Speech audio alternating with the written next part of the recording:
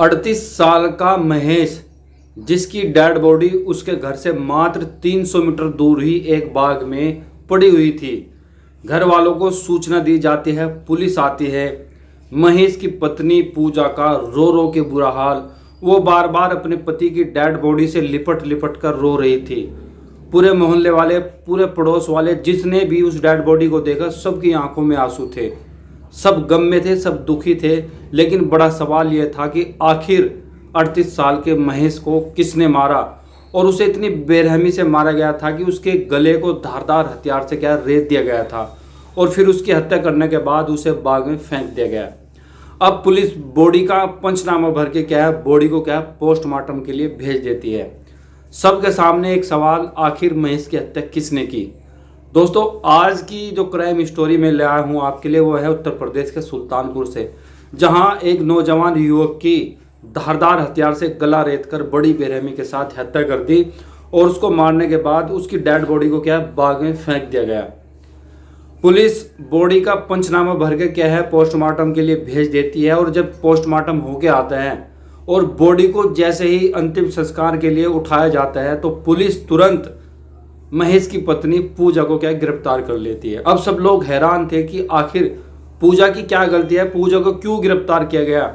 तो दोस्तों, जब पुलिस ने खुलासा किया कॉल डिटेल के आधार पर सीडीआर के तहत, तो महेश की हत्या किसी और ने नहीं बल्कि महेश की पत्नी पूजा ने करवाई है। तो आखिर किसने मारा, फिर वो कातिल कौन है? तो दोस्तों, वो है खंडर यादव। जी हाँ, खंडर यादव, जिसका महेश की पत्नी पूजा के साथ में अवैध संबंध था। फिर बुधवार की शाम जब महेश कोई सामान लेने के लिए बाहर गया, और जब वो वापस लौट रहा था, तो खंडर यादव, जिसकी महेश के पड़ोस में ही दुकान थी, उस दुकान में महेश की पत्नी पूजा को खंडर के साथ में उसका पति महेश देख लेता है, और वे दोनों आपत्तिजनक हालत में थे। यानी कि नग्न अवस्था में जब महेश अपनी पत्नी को खंडर यादव के साथ देख लेता है, तो उसे गुस्सा भी आता है।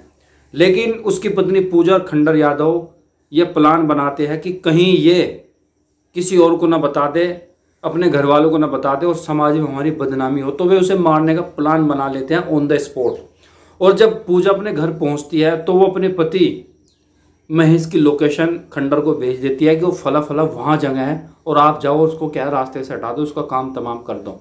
इसी का फ़ायदा उठाते हुए महेश को खंडर यादव ने लगभग बुधवार की रात 8:30 बजे धारदार हथियार से उसका गला रेत दिया, और उसको मार के बाग में फेंक दिया।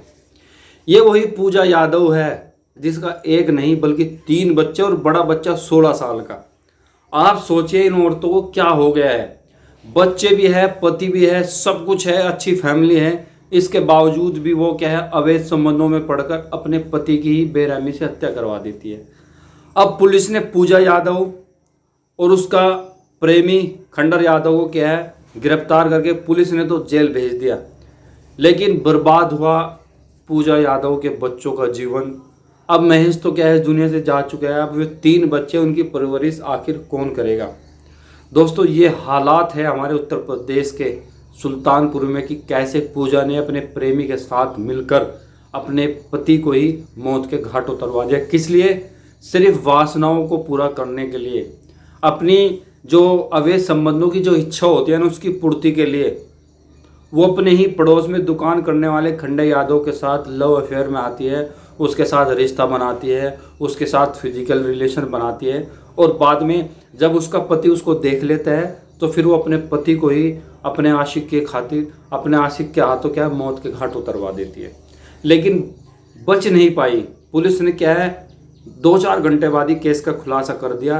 कॉल डिटेल के आधार पर जब उसकी पत्नी की कॉल डिटेल निकाली, तो उसमें सारा खेल सामने आ गया कि क्यों उसने मरवाया और क्यों कैसे कैसे उसकी हत्या हुई। ये सब खोला पूजा यादव ने कि मेरे पति ने मुझे मेरे प्रेमी के साथ आपत्तिजनक हालात में देख लिया था। हमें डर था कि कहीं हमारी बदनामी ना हो और ये सबको बता दे, इसलिए मैंने अपने प्रेमी के साथ मिलकर इसकी हत्या करवा दी।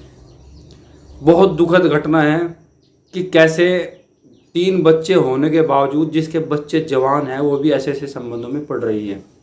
जो हुआ बहुत बुरा हुआ। आप इस घटना के बारे में अपनी प्रतिक्रिया जरूर दें और चैनल को भी जरूर सब्सक्राइब करें।